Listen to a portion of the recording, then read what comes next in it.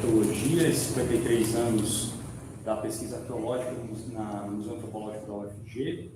E a gente vai começar agora com a sessão de conferência, começando com a conferência número 1 do professor Cowell. Hi, Professor. It's wonderful to have you here. We are very happy to have your talk, your lecture. And we want to talk about your work with indigenous people, archaeology, museums, collections. I'm going to do a brief introduction in Portuguese, so very soon we will talk. O professor Cowell atualmente é editor-chefe e fundador da revista Sapiens, uma revista online de antropologia voltada para o grande público, ligada ao Indigenous Foundation, além de atuar como diretor de programa de antropologia e de arqueologia pública nessa fundação. Ele se formou como bacharel em antropologia na Universidade do Arizona, é mestre e doutor em antropologia pela Indiana University. De 2007 a 2020, o professor Cowell foi Senior Curator of Anthropology, curador sênior de antropologia no Denver Museum of Nature and Science. Ele desenvolve diversas pesquisas e trabalhos de divulgação científica, especialmente com povos indígenas, nativos norte-americanos, processo de repatriação e objetos sagrados, e tem diversos livros publicados, entre eles Plunderous Schools and Stolen Spirits, Inside the Fight to Reclaim Native America's Culture. Então, professor, seja muito bem-vindo e muito obrigado por estar aqui. Vamos começar o seminário.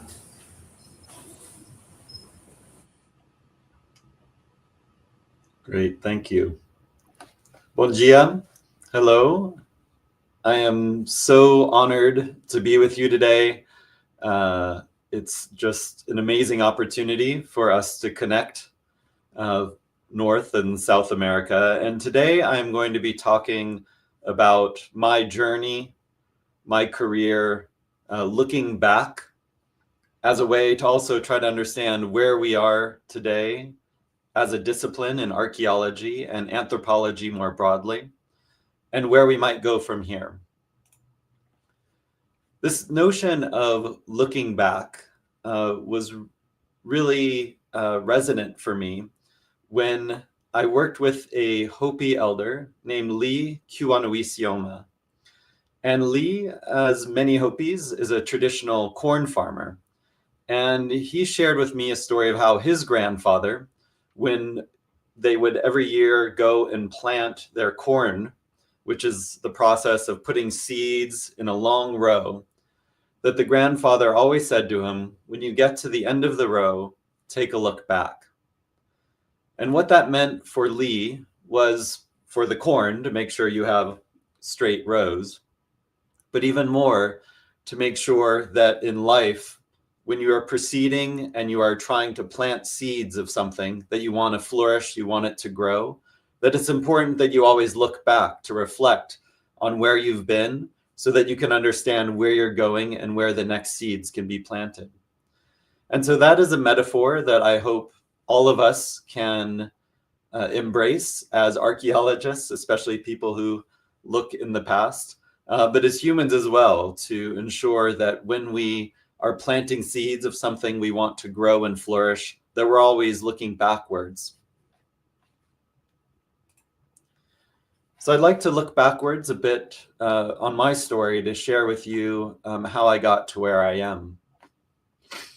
I was born and raised in Tucson, Arizona, which is in the southern part of the United States, right next to Mexico. And it's this spectacular and unique landscape of saguaro cactus and thousands and thousands of years of history. And I was lucky enough to have some really amazing teachers through the years. Here's some pictures of some of them who dwelled on the heritage of the borderlands and really embedded in me a love of place and history and people. And so by the time I was a teenager, I was very committed to the work of anthropology and becoming an archaeologist one day. This, however, was also during the period of a lot of controversy and even antagonism between Native peoples and archaeologists. This was in the early to mid 1990s, and the repatriation movement was really taking hold. And it was a controversy and a subject that, as a young person, initially I knew nothing about. You know, I just loved archaeology, I loved history, I was fascinated by Native peoples and their heritage.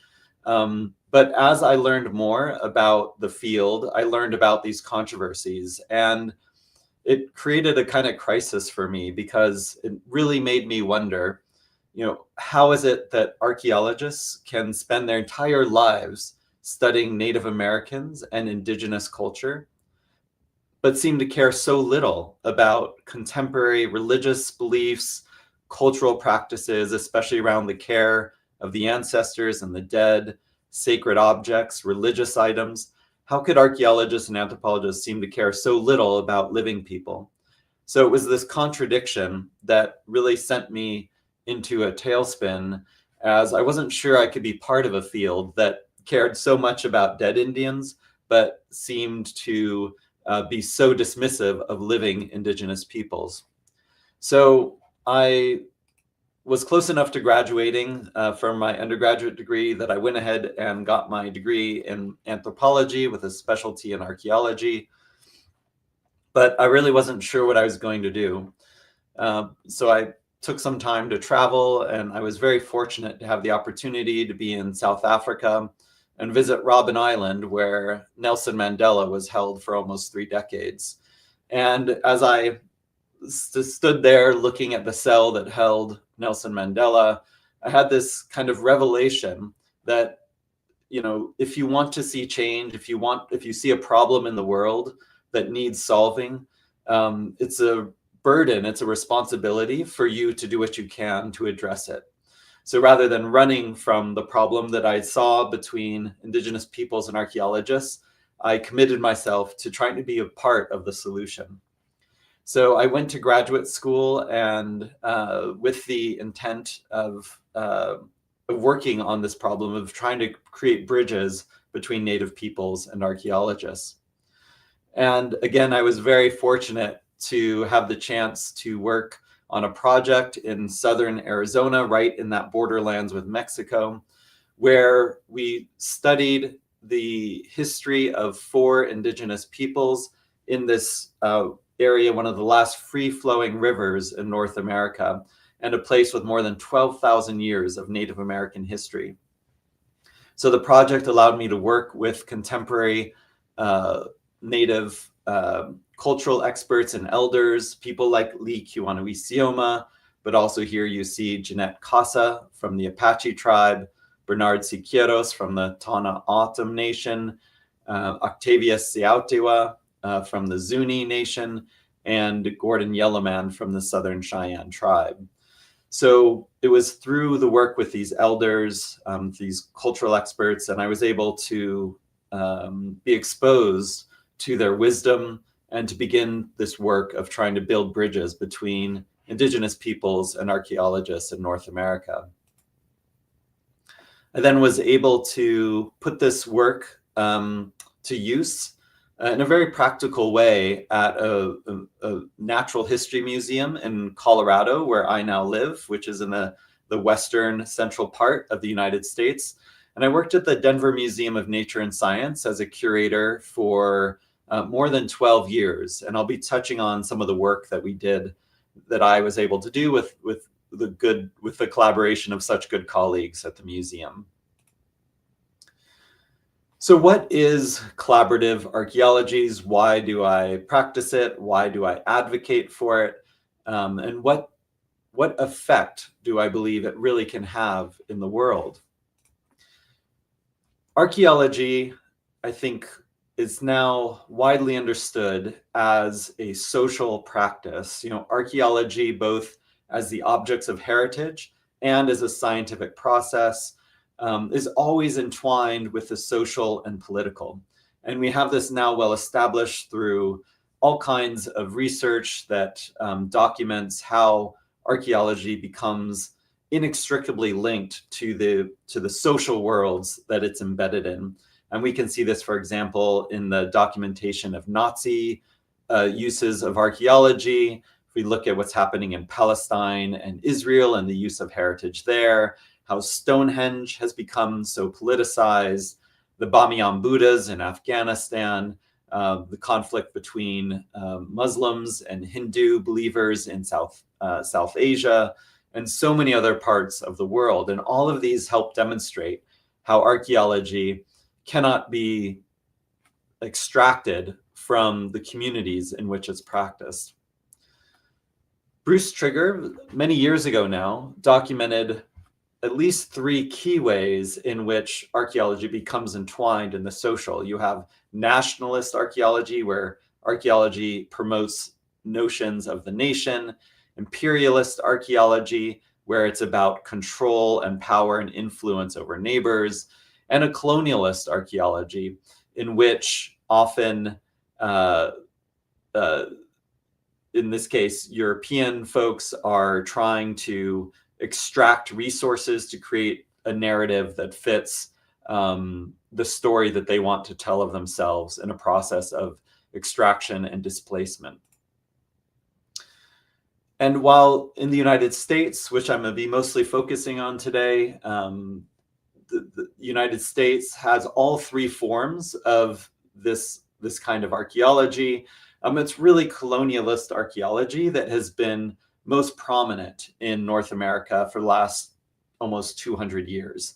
And some of the ideas here is that Native Americans were inherently unprogressive, incapable of adopting a civilized lifestyle, that there were more advanced civilizations. And if you look at some of the most prominent monuments, ancient monuments in North America, this must have been completed by lost people maybe from Israel or Africa or anywhere else, but indigenous peoples themselves. And it severs a connection between deep time and contemporary peoples. And it explains that these kinds of later cultural replacements by indigenous peoples was through their own willful destruction of these places. This kind of narrative continues today. And I'm sorry, I'm seeing the text from my slides didn't quite translate completely. So I apologize for the way it's looking here, but hopefully you can still read it. That this form of colonialist archaeology that began in the 1800s is still very much in place today. And some examples of this include, for example, in the US Southwest, where I work, there's this notion of the people who made some of the most visible ancient sites on the landscape. Those must have been made by vanished and disappeared people that archaeologists have labeled the Anasazi. If you've heard of the Kennewick Man controversy, where a very ancient set of remains, more than 9,000 years old, that became a controversial case of who the descendant communities might be. And you can see in the lower left of the screen here a reconstruction of this ancient man, and the archaeologists explicitly modeled this ancient person on Captain Picard from Star Trek, which is a non-Indigenous person. And he did this very intentionally to try to distinguish this ancient person from contemporary people. Today, too, in the United States especially, there's a lot of fascination around stories and myths of ancient aliens making the places, the ancient places that are honored today. So the critique of colonialist archaeology is now well established, really kicking off in the 1960s and 1970s, very broadly with work like Edward Said's Orientalism, and in the United States, specific critiques by indigenous scholars such as Vine Deloria Jr. And this began a shift in archaeology in the United States First, initially in the 1970s, what was called a kind of public archaeology. But this was really a one-way, one-direction kind of sharing. It was the archaeologists, as you see here in this picture, sitting there in front of people, sharing their knowledge. Eventually, this gave way in the 1990s to what many have called community archaeology, where you have community members themselves doing much of the work. And this is a very dynamic form of archaeology, in my opinion. Community archaeology really does explicitly aim to replace the traditional colonial model of archaeological practice with a socially and politically self-conscious mode of research. So it's a practice of archaeology that's aware of its effects in the world and tries to mitigate the worst impacts of colonialist archaeology by collaboratively working with communities. However, I would advocate for a further form of archaeology that I and others have called collaborative archaeologies. And this very much is born out of community archaeology and has many of the same goals. But I think it's important to move beyond community, because community, intentionally or not, implies that you are working with one group. So you're delineating positionality, geography, and group belonging right from the beginning. Whereas collaboration is a focus on the act itself of working together, and it can see multiple stakeholders, multiple communities, multiple people that archaeologists need to work with. And so it's a much more inclusive framing than just a kind of community archaeology, in my viewpoint. So what does this really look like in practice? A very straightforward model has collaboration beginning with forming a group of co-researchers, community members, stakeholders, the archaeologists themselves, creating conditions for group learning, coming up with questions to explore scientifically and through other methods, acting on those questions, trying to answer them, and then make meaning by constructing group knowledge. So in other words, not prioritizing one form of knowledge over another, but rather bringing multiple forms of knowledge together in one community, one set of practices. And this is important because it creates a more democratic form of knowledge making. This is not research on people, but with them.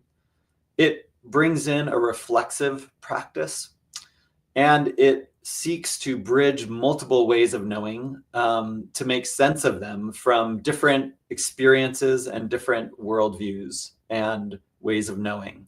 And again, I see how these slides are a bit messy. I'm happy to provide them to the organizers, to Diego and his colleagues to share if you'd like to see cleaner versions of these slides later. And so what does this look like in practice and some of the features of it? Well, it's important because it builds interdisciplinary knowledge, right? Because you can't do this work only with the scientific tools of the traditional tools of digging in the dirt, survey, and so on. There has to be humanistic and social science practices built in, especially ethnography. It can connect the past to present, right? Because it establishes that these are living people, but these are living people who are trying to understand the past. It welcomes diverse publics as stakeholders, as community members who have something to say about the world today and the world in the past. And it gives voice to descendant community, and it strives to be applied and action-oriented. So those are some of the features of what this looks like in practice. My colleague TJ Ferguson and I have written that these practices, though, aren't just one thing. This doesn't look, collaborative archaeology isn't just one type of practice, and that is why it's useful in the plural in English, collaborative archaeologies, because you can have a range of possibilities. And so this is what TJ and I have called the collaborative continuum, that shows how you can have everything from a colonial control on one end to indigenous control on the other end. And between those two extremes, you have many forms of collaborative practice that maybe in different moments demand different kinds of relationships. I really want to emphasize that, in my view, this collaborative archaeology is not anti-science. It's not unscientific, but in fact, I would argue, is a heightened form of scientific practice itself.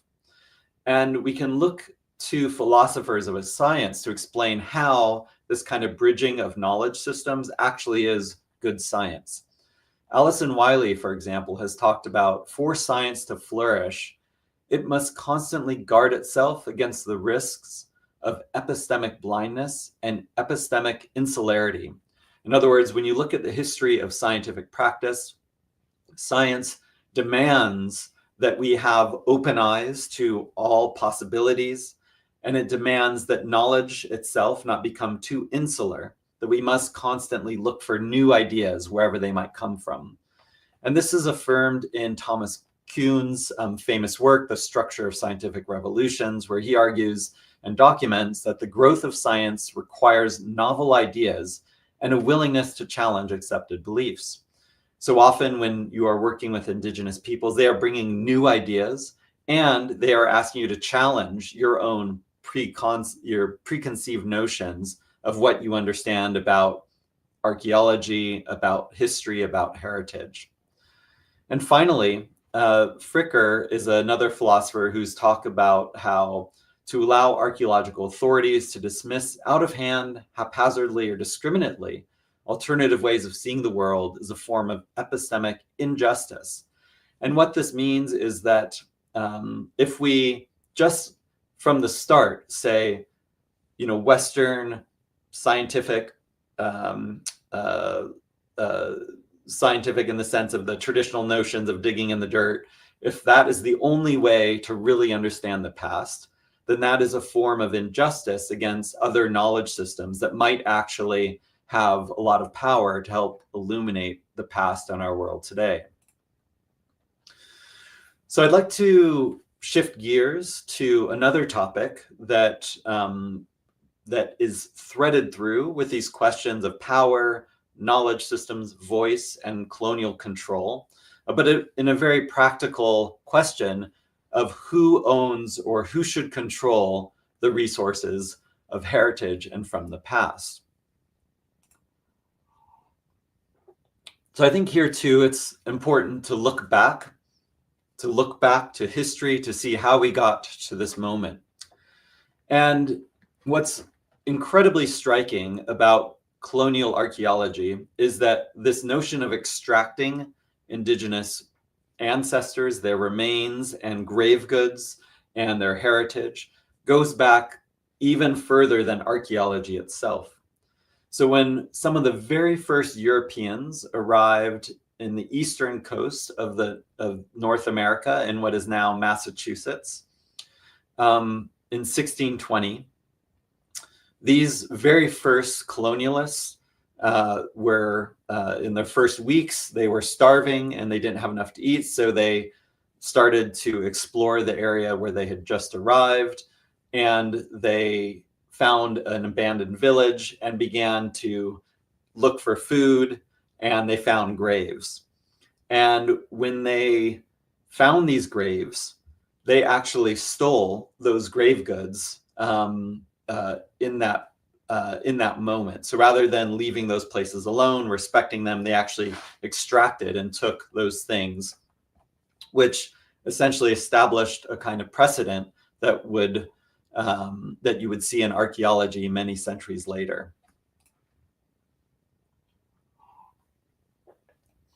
Native peoples, indigenous peoples in North America have long resisted the extraction of their ancestors' remains.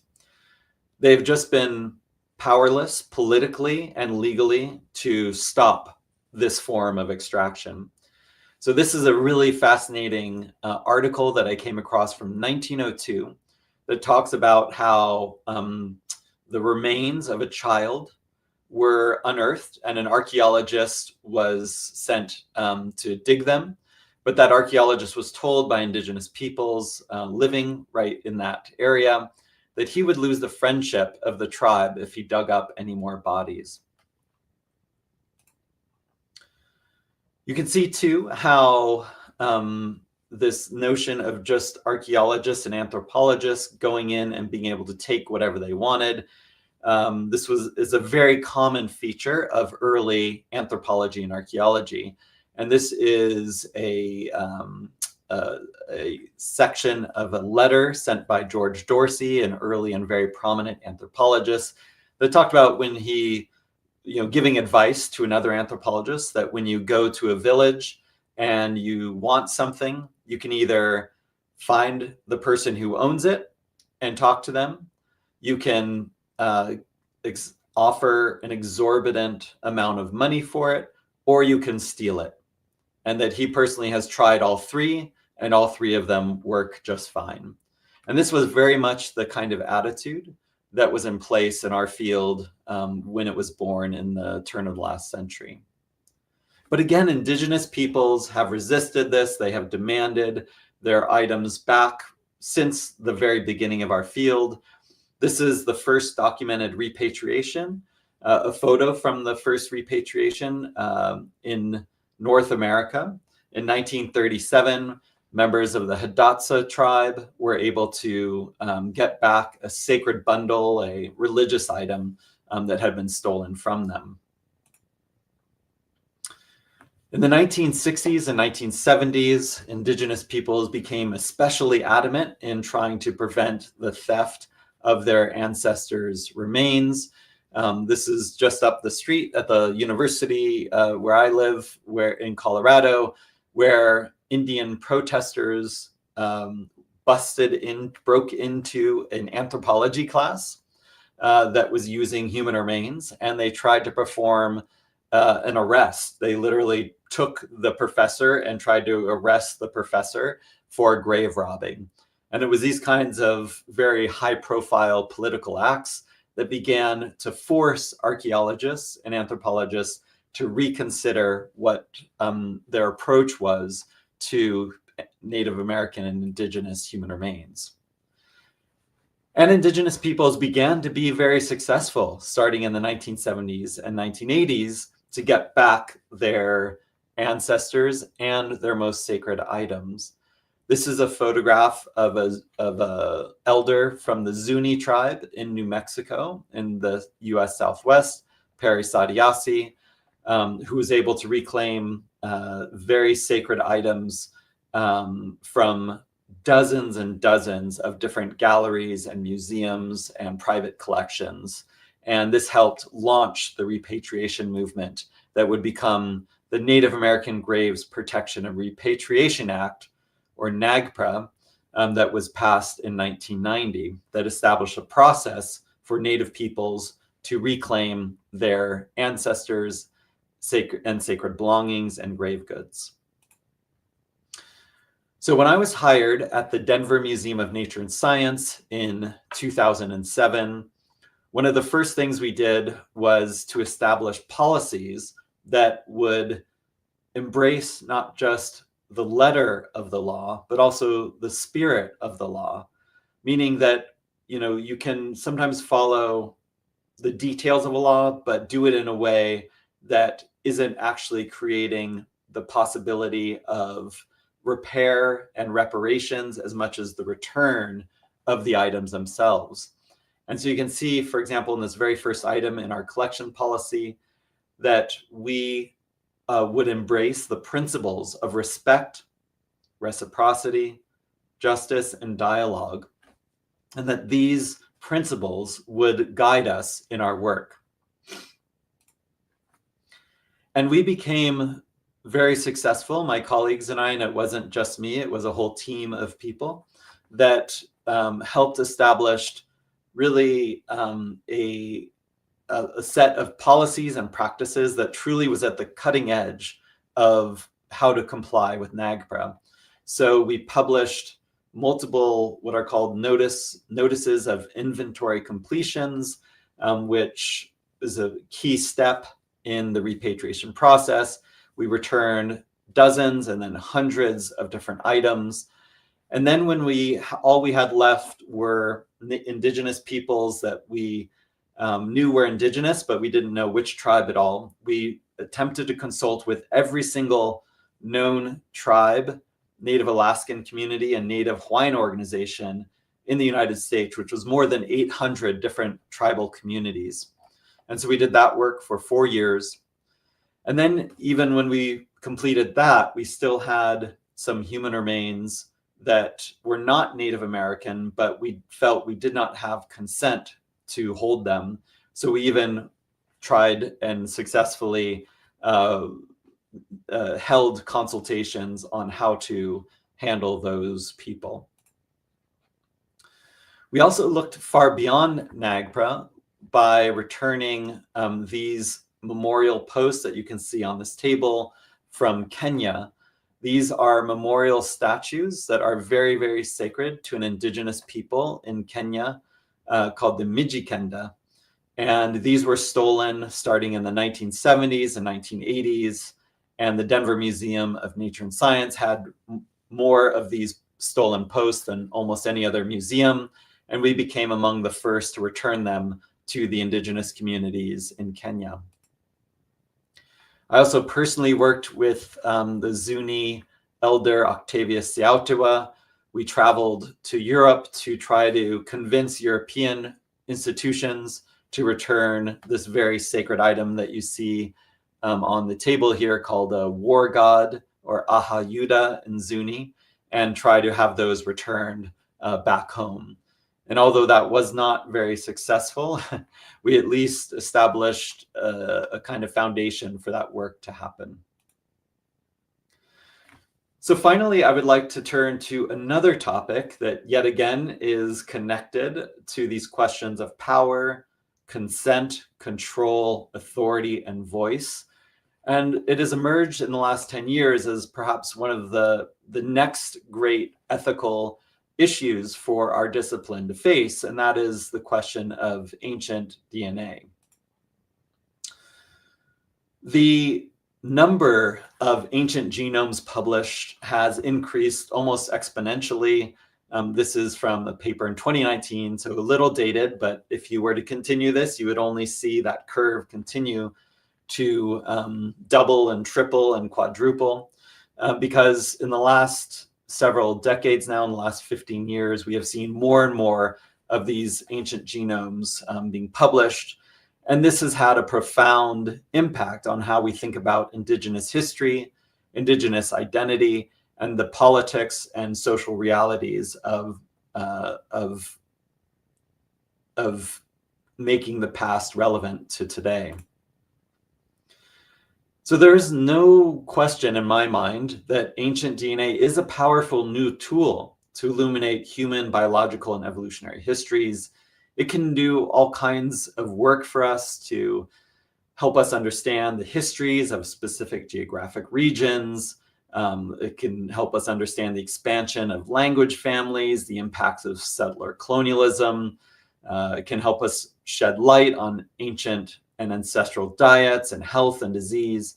So it can do so much in terms of the scientific work of interpreting the past. But at the same time, it has all kinds of risks. And indigenous peoples in particular have profoundly and seriously critiqued this emergent form of scientific practice. Some call it a bone rush, meaning that scientists are just rushing to take whatever they can, in the same way you used to have gold rushes. Some call this the emergence of a smash and grab scientific culture. And it's even a vampire science by some, meaning a kind of predatory scientific practice. And so DNA, ancient DNA has already profoundly shaped concepts of indigeneity, vis-a-vis identity, race, and belonging. This is important in all different kinds of ways. One is that it seems to prioritize and privilege genetic ancestry over how indigenous peoples view their own identity. So it's reducing identity to biology versus identity as a lived experience. These practices of genomicists are often very much replicating the kinds of extractive the kind of extractive practices that we saw in the 19th century, and this notion of that we are all related, or that it's geneticists who are able to determine tribal identities or indigenous identities. This imperils how indigenous peoples construct and configure their own identities, especially around self-determination.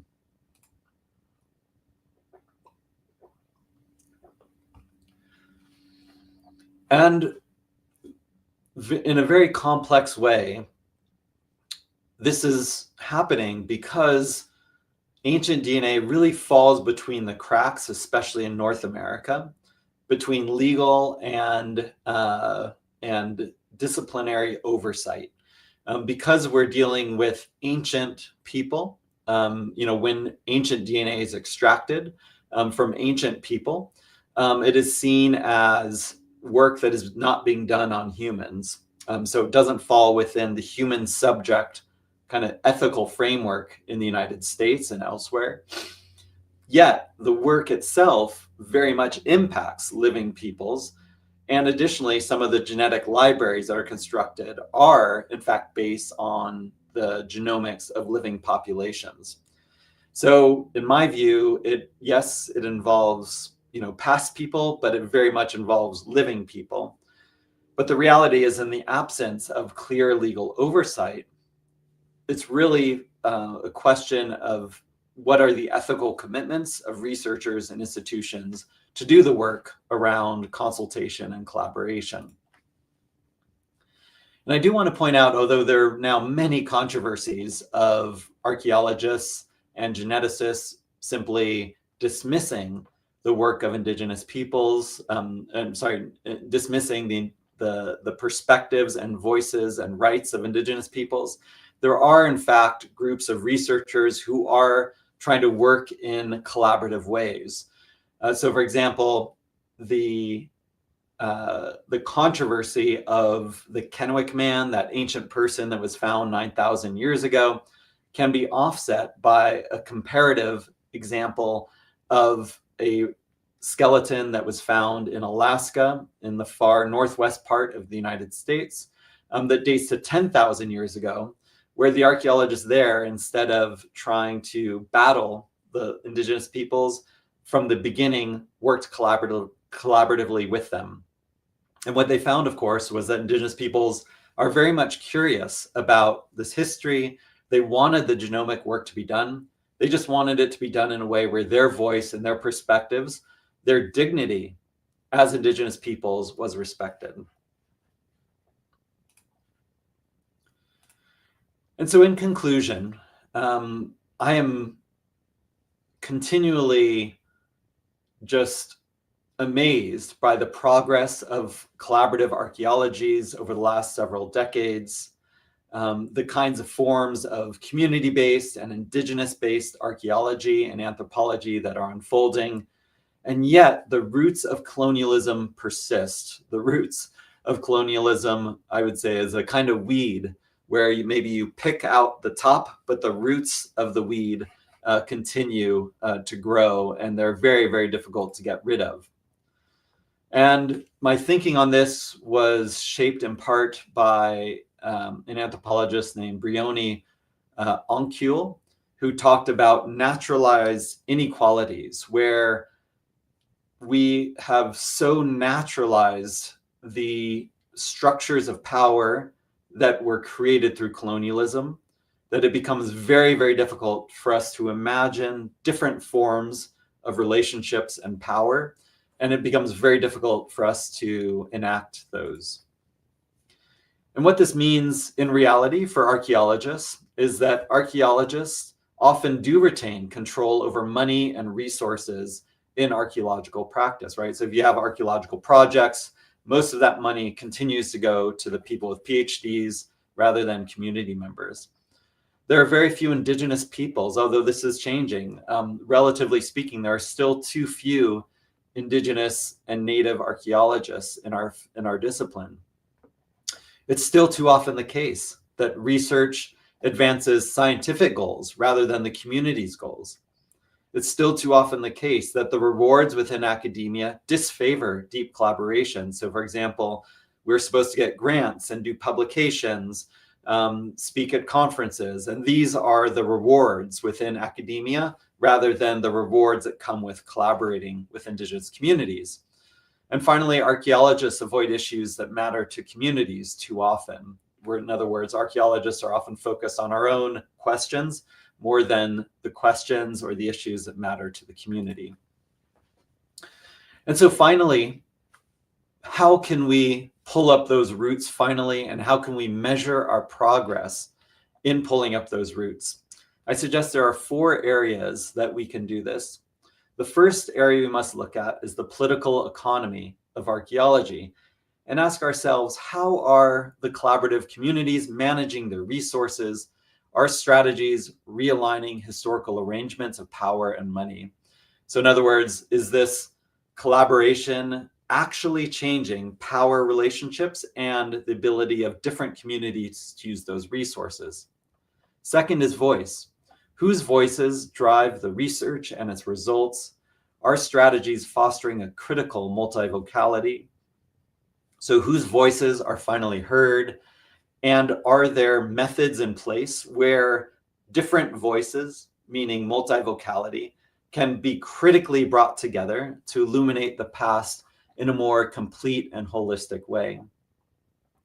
Thirdly, to whom do the benefits projects flow? Are relationships mutually enriching and sustaining?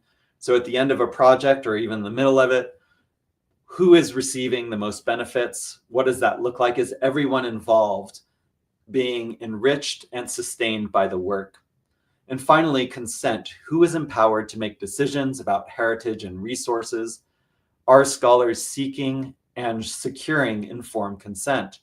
So I think this is especially important in the area of ancient DNA, but all forms of archaeology and anthropology. Who exactly is giving permission? Whose voices, perspectives are being empowered in the work of illuminating history?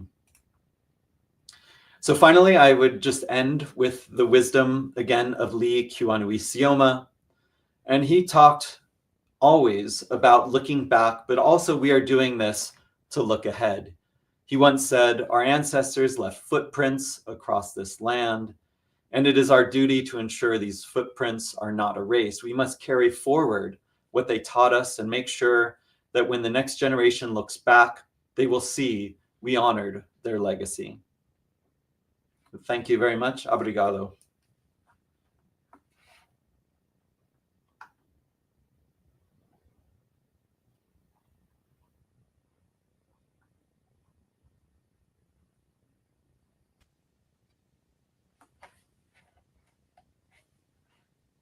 Thank you, Professor. It's great to hear you. And we're going to open to questions, do a little dialogue, okay? So, anyone quer fazer alguma pergunta? Pô, velho, pior que é. Você quer fazer em português? Não, é difícil entender o que perguntar, tá ligado? Tipo... So, I'm going to open the questions, okay? I'm going to talk a little about our research in look to, it's strange to look to the camera. It's too close. We've been working in this collaborative process, in this collaborative continuum, try to be on the right side of the collaborative. Mm-hmm. But it's, of course, it's hard. We've got a lot of problems in terms of the power institutions, institutional powers of academic life. You know, we are museum of the university, so we have rules and, you know. But what I'm really thinking about in the last, years, it's how can we think and make indigenous knowledge not be just a color in the knowledge, in the final knowledge, because when we take serious the knowledge of the indigenous people, especially the myths, the narratives, and their explanations about the cosmos and how the world function, it's completely different from our archaeological tools, Mm-hmm. Capacities of explanation. So how can we, and I'm not asking to make a final statement about this, I know that it's very hard, but I want to listen to you. How can we, for example, put in the same place, in the balance, a myth and radiocarbon datation, or even if they are in contradiction, how can we deal with this, differences in this kind of knowledge? It's such a great question because I think what you're asking is in a very practical way, right? So even if you have those commitments, what does that actually look like? How do you bring those worlds together? And as you might suspect, I don't think there's one answer. I think it's going to depend on the work and how you do it. And I think what the indigenous communities want out of the work, out of the research. So, for example, in some of my projects with indigenous communities, they want to see how these can be woven together. They want to say, okay, we have this myth, and you have the radiocarbon dates. Do they match up? Is there a way to make sense of it?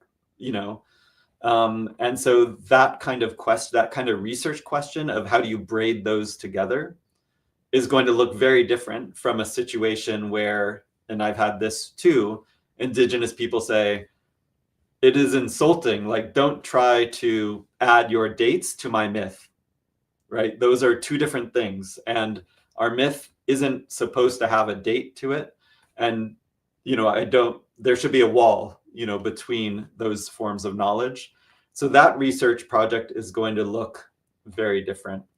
So I think, in other words, one way to begin approaching it is to ask, what is the goal for that research? Are you trying to bring them together, or are you trying to elevate them both? And it's two kinds of stories, but maybe very different, and you're not trying to bring them together. I was just this last week out doing some field work with the Hopi tribe in Arizona. And it was interesting because we were studying a place with all kinds of archaeology on it. And we had this archaeologist with us on with this project. And the archaeologist kept talking about heritage and history as the pottery sherds and the remains of villages and the lithics and bone, the kind of traditional archaeology. Whereas the Hopi, of indigenous peoples whose ancestors lived there, they kept talking about the animals that were living there, because they believe the animals carry the spirits of their ancestors. And so they see the elk and deer and rabbits and lions that live there as their ancestors still there to protect this place. They talked about the springs, where the water comes up out of the earth, because in the desert, that is very sacred. Those are some of the most sacred places. They talked about the clouds above us that were bringing rain, right? So in other words, in our project, the way I'm getting to your question for this project, we could have just focused on the archaeology in the traditional sense of the pottery sherds in this, because they had a lot to say about that. but instead we reframed it as a landscape study to understand the entire landscape. And when you broaden it out like as a landscape study, I have found that this actually allows you to do a lot of that work at the same time. Because sometimes, you know, an archaeologist like me, I'm not going to have a lot to say about the clouds or the animals living at the sites, but I can include that perspective. So those are like, that's the opposite, you know, they're both equal, but you're not bringing them together.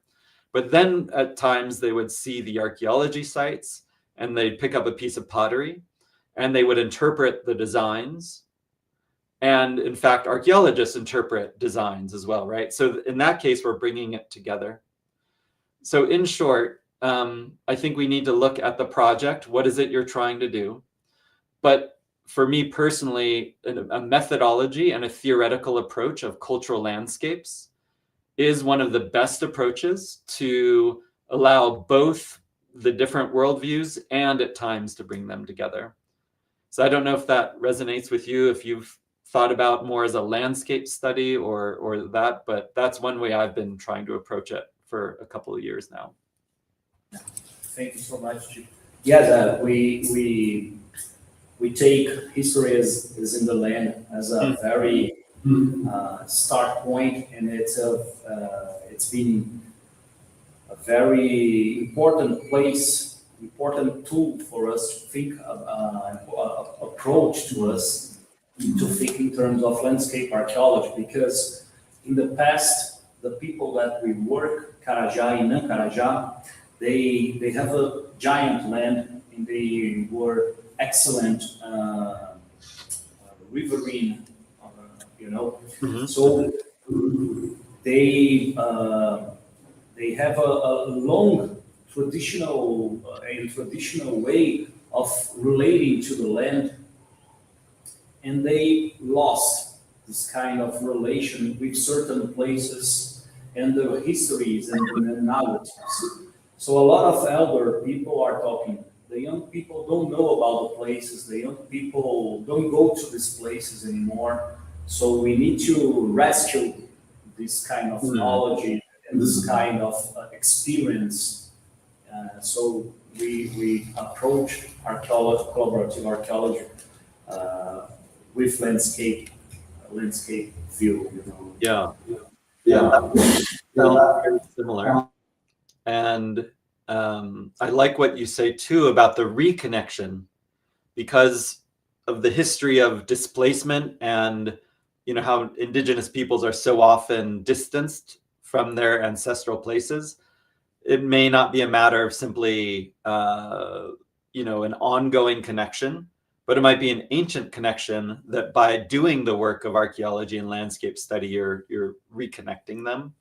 And that resonates with me very much. I saw that last week, where this project was about 300 miles away from the reservation, but a traditional landscape. So it wasn't just a connection, it was a reconnection.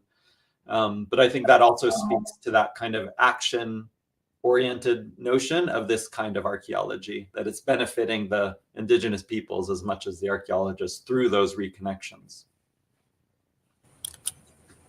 Okay. Alguém quer fazer alguma pergunta?